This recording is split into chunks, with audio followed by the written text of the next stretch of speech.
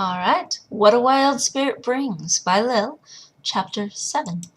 She finished her climb down the mountain, and since it was night anyway, and she was so tired her body was sore, at the foot she found a crevice to sleep in and dreamed of her mother and her clan. In the morning she started walking west, toward the city of the Haldani. She had to find out about her mother's ring, and besides, maybe Demeen would be there. Maybe she made it.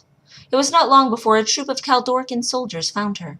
They really didn't know what to make of her, half-clothed Kaldorcan, half-clothed Entha. Her Andry face saved her from further suspicions, and they took her to a nearby post in a town called Debris. It was almost void of any life, not because it wasn't brimming with people, but because the war had ruined the place. There were starving citizens just sitting in the streets, elderly and small children alike, hopeless that anything could be done for them. Their helplessness was engraved in their faces, and Lil's heart hurt for them. She found herself wandering dirt-packed roads, dry and crusty, and each street was the same. Each house was run down as the last, and each face was filled with the same cold sorrow. The army had destroyed this place, so why did they all stay here? She finally asked a man why he remained, and he said, "Where is there to go? Refugees from other towns come here, and we are refugees in the same towns they come from. Every town is the same. We must just wait and pray for the war to end."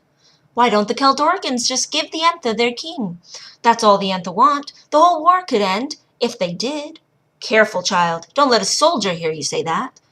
Lil felt fury rising in her like boiling water. She started running, because she didn't know what else to do, and ran until she was out of that forlorn place. She had another mission besides Demeen in the ring. She had to find a way to give her clan King Rutford and end this war. King Rutford had never been well loved, being a cruel king who overtaxed his people and lived a luxurious life in his castle at Caldor, constantly having the prettiest girls and the most innocent children brought to serve in his palace. Poor parents were given gifts of gold in exchange for their offspring, and the country had been struggling even before the war. The Entha had always made it clear their declaration of war was against the king and not the people. The king insisted the people die and suffer for his sake. Lil could stand it no more. He, like the coward he was in the fortress of Holdnab in the city of Maestra. Why were the Haldani letting him stay there? She couldn't just go to a white. She had to see the power. Lil shivered a little, but fought to be the little brave one she was called. The power was the greatest Haldani alive, ruler of the Haldani and the college, and in her own way, the world. Lil encouraged herself by flicking her dangling red sphere. After walking several miles, she could finally see the city far in the distance. From on the mountain, if she had been looking for it, she probably could have seen it. It was huge, and the college itself, home to the Haldani, was a giant white cathedral that consumed the center of Maestra like a mini-city itself. It glowed in the distance like a shining city on a hill, a welcoming, guiding beacon. She didn't arrive there until the next day, gaping at the huge walls jutting from the hillside, carved lion heads pouring water from their mouths midway up into the river, towers and terraces flourishing banners of every color. The air hummed with the distant voices of thousands of people, and a string of people were slowly coming to the gates, with pack horses and carts and wagons. Lil moved to bypass the merchants in their line, but when she walked to a gate to enter, on the river Mink side, the guard stopped her. "Hail, where do you come from? What is your business here?" Lil already had come up with her excuse. "I am here to ask the Haldani if I have the gift." "You will be escorted to the college by 2 of our soldiers and escorted back out if they have no use for you." "As you say." So the 2 men in dusty armor stepped forward and walked on either side of her toward the college. There were so many people in the streets, calling wares, running errands, and mingling. War had not yet ruined this city. It was bustling and huge, full of life. But what else could one expect of Maestra? The Haldani would never allow chaos here. The streets were so packed with people that those on horses were actually slower than those on foot. People moved forward on one side of the street and the other direction on the other side. Traffic really stopped at crossways between streets. There people would push each other, and the masses would combine. Everyone meshed together when slowly would shove toward the street they were looking for. The closer to the college they got, the more organized the flow was. There was a circular motion to crossways, and with wares in the center and the outside, and people would move in a slow loop to whichever street they desired. Lil wished she had her books achingly. She would love to draw all the faces and write about such a huge, amazing city. They were still in the woods, so far away. She would have to make new ones.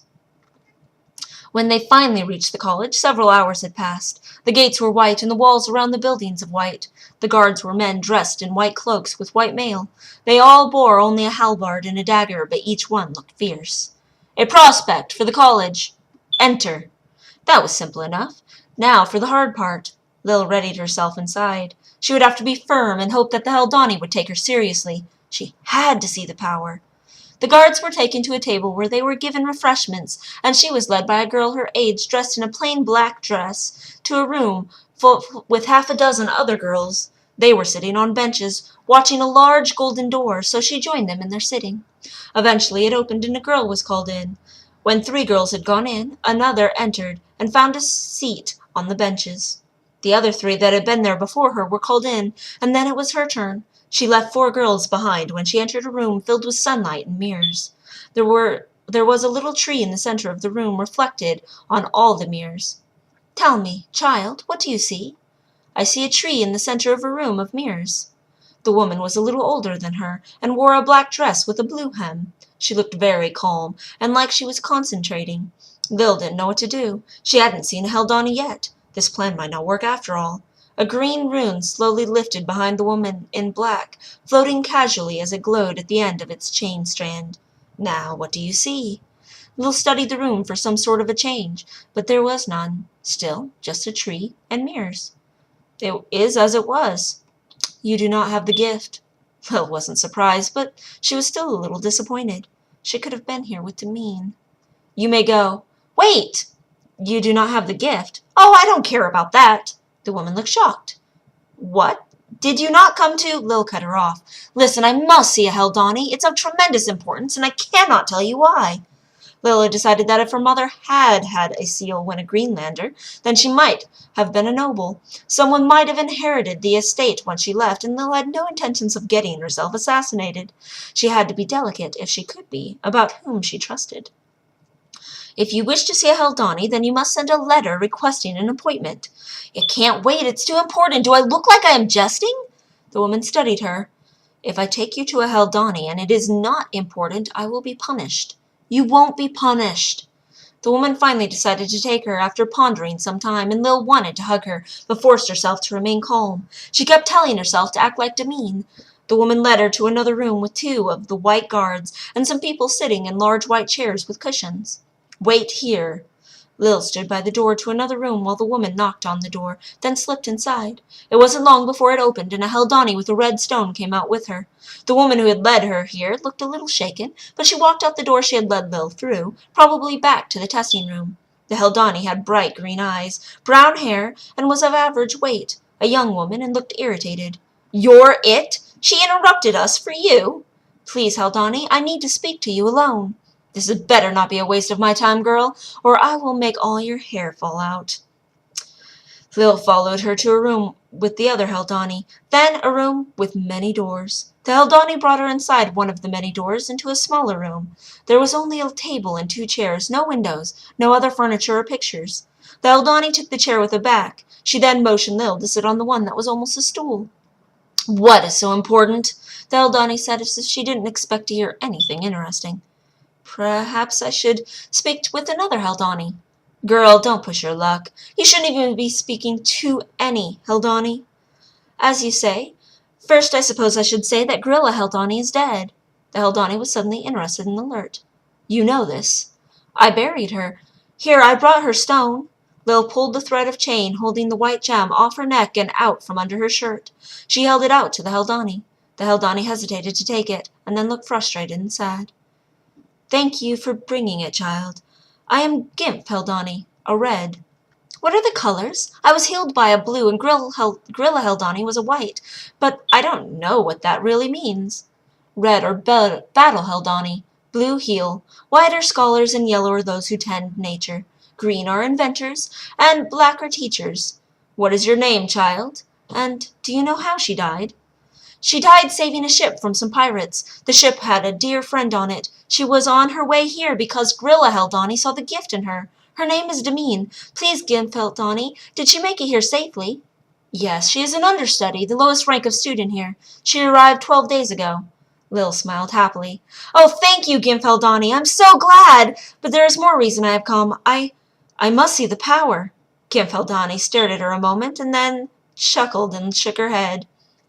You do not know what you ask. Why would you think you can get to her? I must. Why? I cannot tell you. You realize you are a child. Even if you were an adult, it would be difficult, but a child, it cannot be something that might be important, girl. It cannot even be a reason of importance. You must have a life or death, no, many lives or many deaths as a reason. I do. The Haldani searched Lil's face for some time. Lil did not waver in her gaze or her resolve.